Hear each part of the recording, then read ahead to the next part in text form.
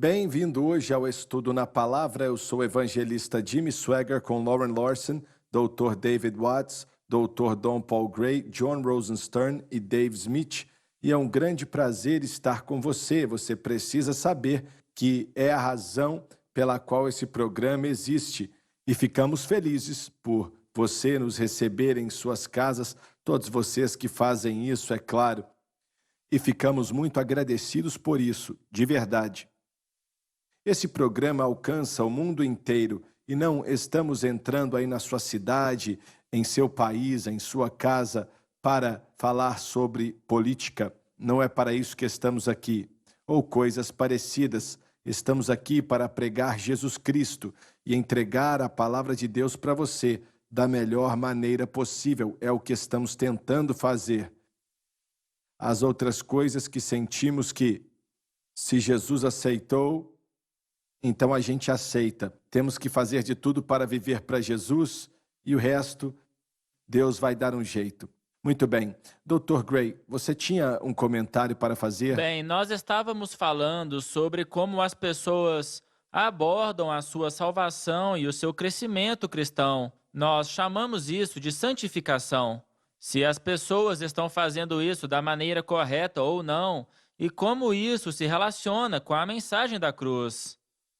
E a igreja, eu estava ensinando sobre a história da igreja hoje, e eu estava falando sobre os 7 sacramentos da Igreja Católica. Quando você pensa sobre como a igreja se desenvolveu, irmão Swaggart, no primeiro século, a que nós chamamos de igreja primitiva, e nós entendemos que o livro de Atos nos mostra muito sobre como ela era, e os escritos de Paulo e de Pedro, quando você chega no segundo, terceiro e quarto século, todo tipo de coisas litúrgicas começam a se desenvolver. Eu estava lendo hoje que o próprio Agostinho preparou o terreno para a doutrina do purgatório e durante esse período eles criaram uma ênfase sobre Maria. Só um instante. Quem desenvolveu isso? Agostinho, Sobre o purgatório? E de onde ele tirou isso? sim, segunda Macabeus. Dos escritos de Macabeus, dos escritos apócrifos de Macabeus, dos escritos deles. Mas quando você estuda o que aconteceu com a igreja 600 anos depois de Cristo, nesse período, o bispo romano era o Papa. Ele era chamado de Papa e deveria se acreditar em tudo o que ele dizia por todo o mundo romano.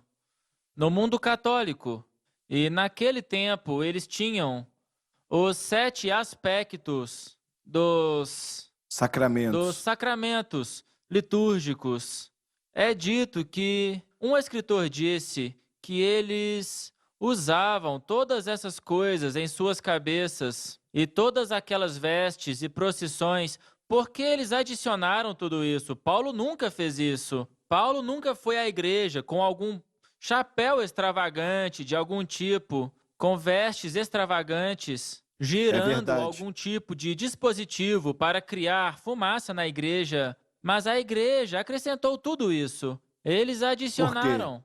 Eles adicionaram porque eles se distanciaram da verdade simples do Evangelho, da cruz, do Espírito e do poder da oração, o básico do cristianismo.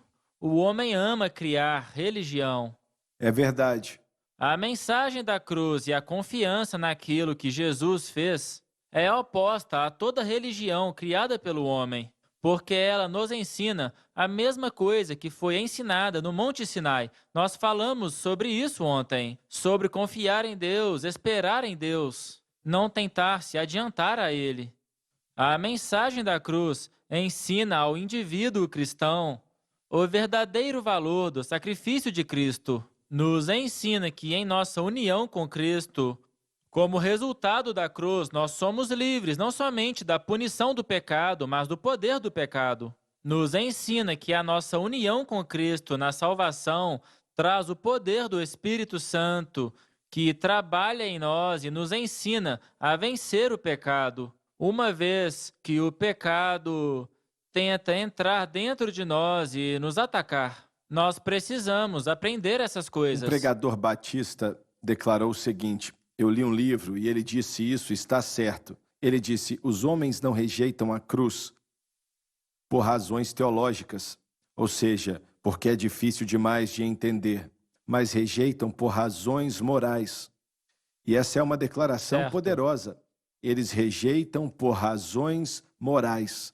E, olha, eles não querem largar a direção que estão seguindo. E isso quer dizer que eles não querem lidar com o pecado deles. Isso aí.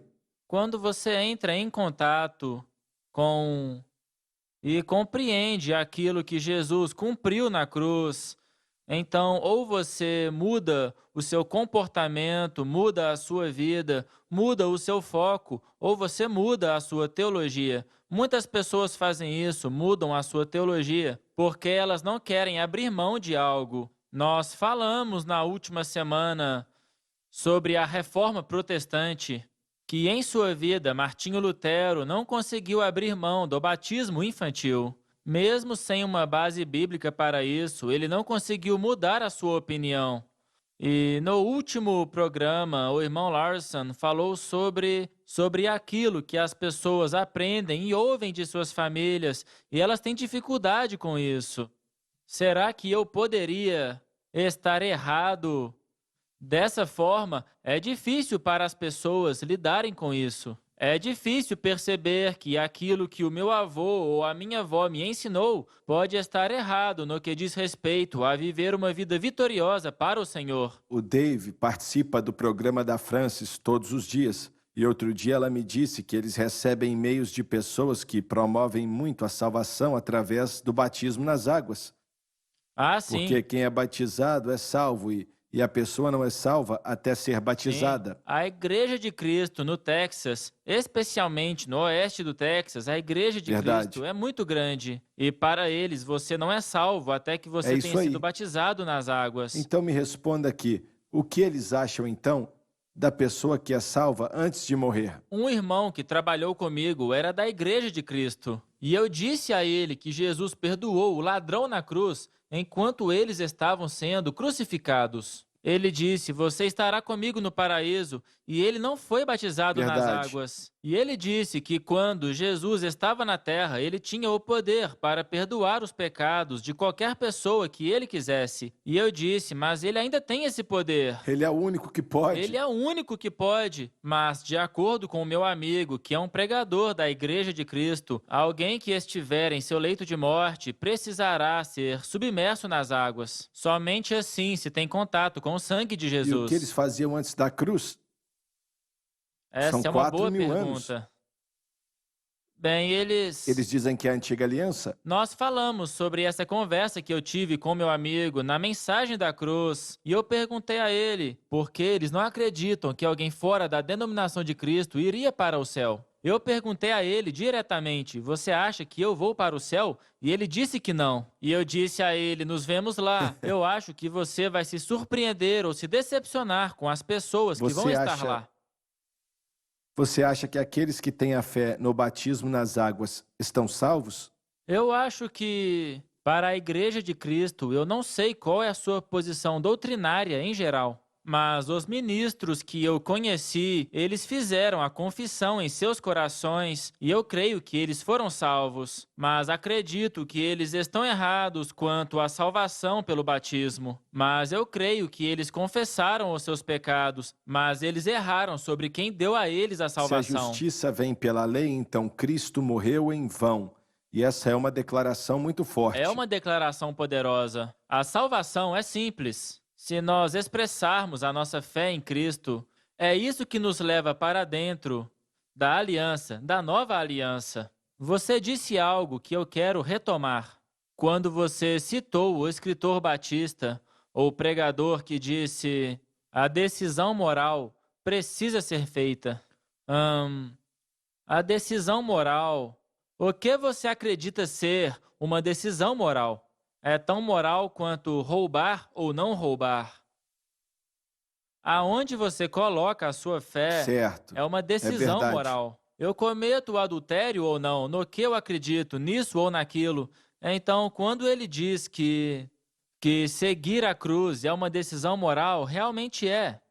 Nós acreditamos naquilo que fomos Isso é ensinados? muito mais sério do que ser apenas uma decisão teológica. Teologia, eles podem dizer que é porque não entendem.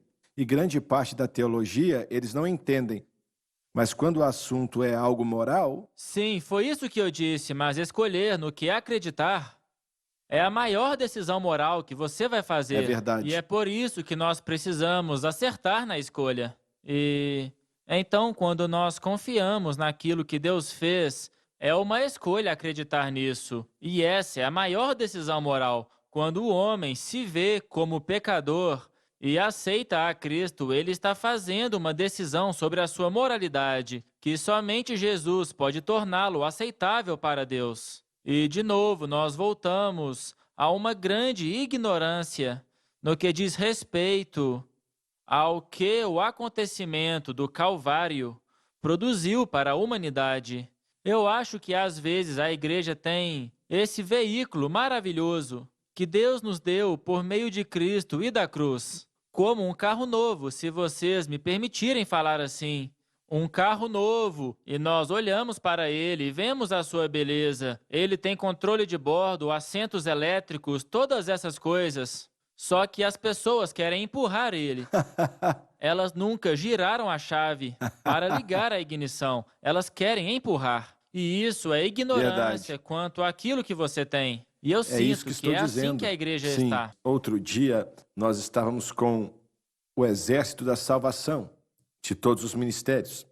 Pediram 3.000 novos testamentos. Glória a Deus. Sim, na verdade pediram 3.500, mas 500 em espanhol. E vamos enviar para eles também, mas não temos no estoque agora. Eles estão sendo imprimidos e agradeço a Uau. Deus por isso. Glória a Deus. E nós Glória a temos Deus. cada vez mais Isso é isso. animador. Nós temos muitos dos refugiados também, estão chegando aqui de outros países. E sei que existem muitos pela nação, mas em um lugar específico, as pessoas estão recebendo eles aqui nesse país. E o homem que é líder desse movimento pediu milhares de novos testamentos em espanhol. Por isso, o nosso estoque acabou. E ele então nos dá, ele dá um Novo Testamento para as pessoas. E Glória a você Deus. conhece ele, não é, John? Sim, Senhor. E é verdade. Irmão Sueger, você sabe de todas as coisas que Deus fez por meio da sua vida e ministério, talvez o seu maior legado seja a Bíblia do expositor. É uma ferramenta tão maravilhosa, é algo tão maravilhoso que o Senhor deu a nós por meio do seu ministério, e eu constantemente fico impressionado todas as vezes que nós temos uma maratona bíblica e eu ouço os relatórios e os pedidos das pessoas, e é maravilhoso ter tudo isso em um único volume que pastores do terceiro mundo podem ter e ensinar a partir dele. É algo maravilhoso. Quando você não entende algo, aquilo não é interessante para Sim. você. E aí você deixa de ler, porque você não entende. Mas eu espero que a Bíblia de Estudo do Expositor ajude as pessoas a entender.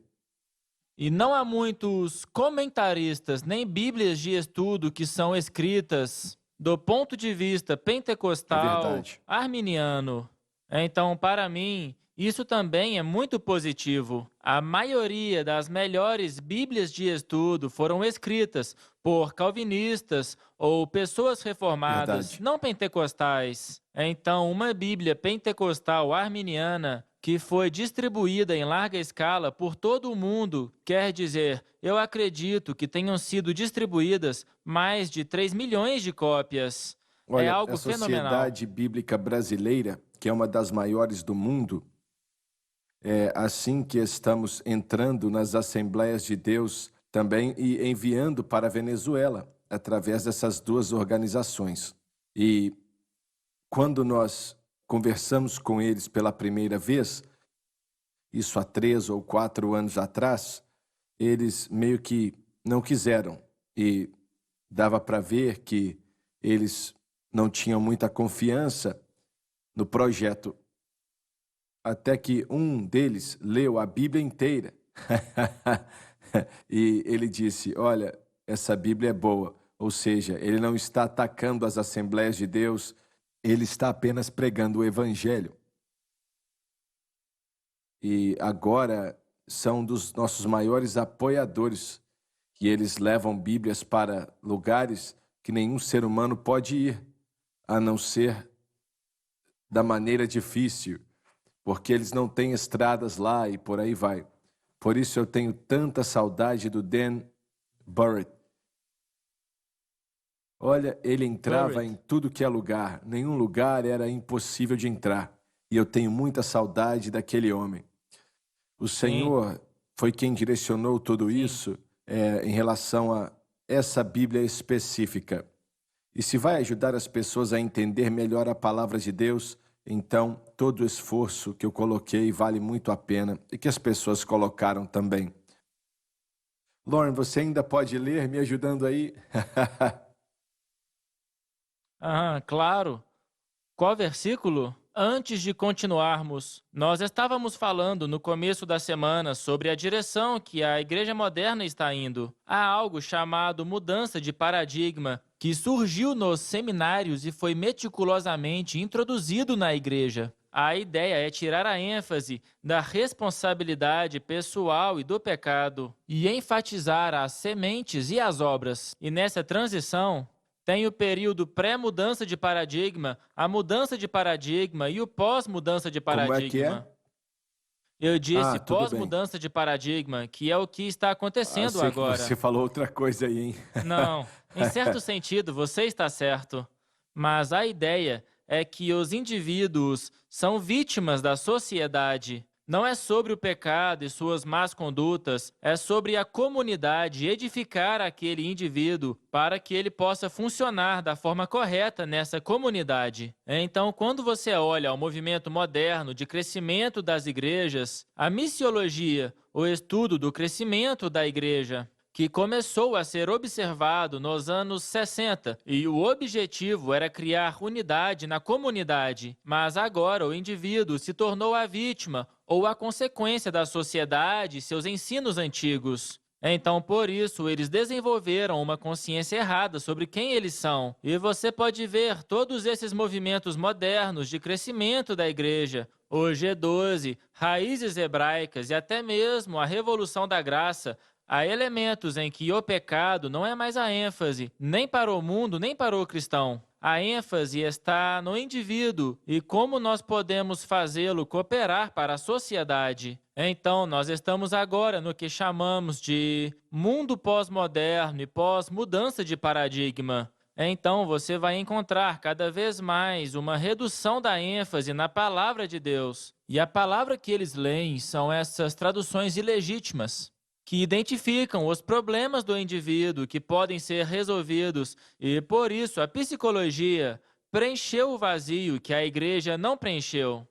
Então, agora é mais sobre obras do que sobre fé. Então, na nossa mudança de guarda, houve uma transição. Esses últimos 30 anos foi um período de transição, mas nós estamos passando essa transição até que a mensagem da cruz, a revelação tenha vindo a você e a todos nós, nos levando de volta aos fundamentos. E agora nós podemos ver quão longe a igreja foi e quanto erro se infiltrou nela. Quando você escuta a mensagem e o Espírito Santo revela ela ao seu coração,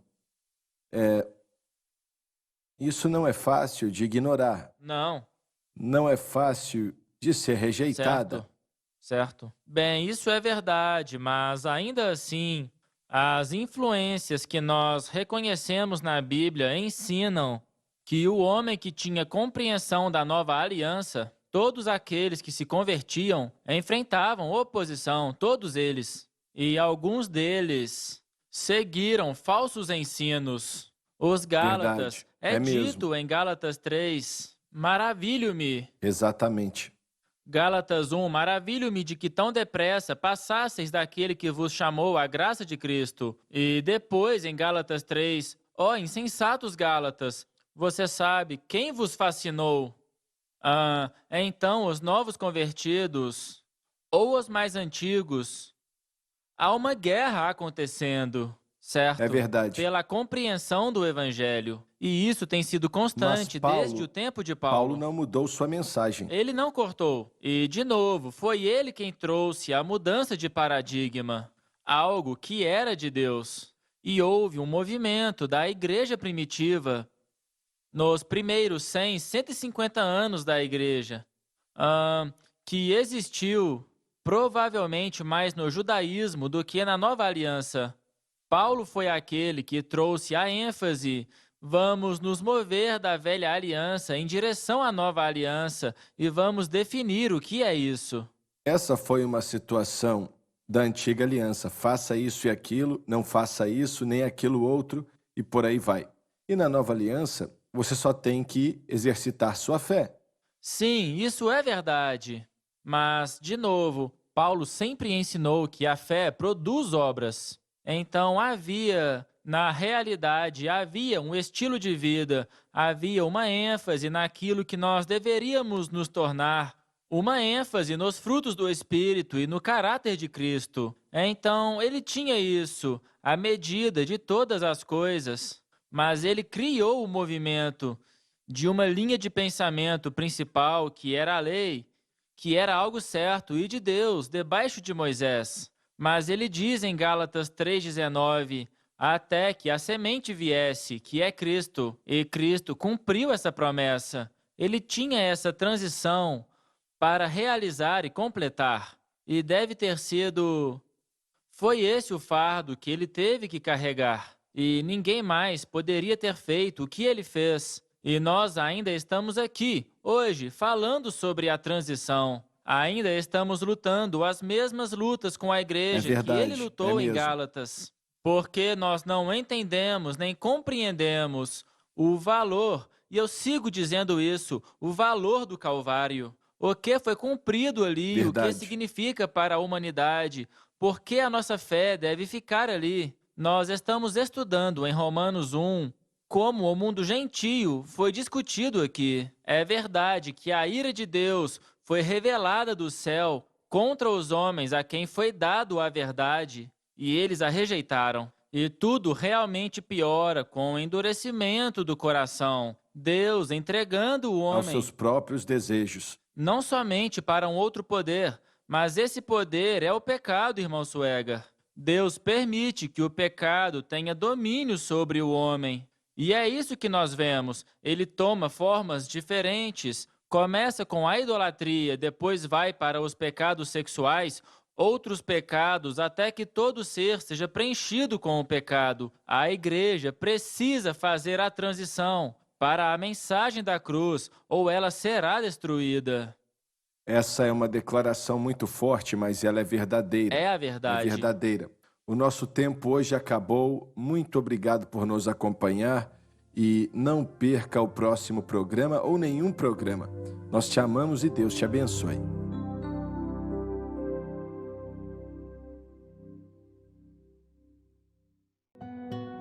Fique conectado na rede Som Life de televisão.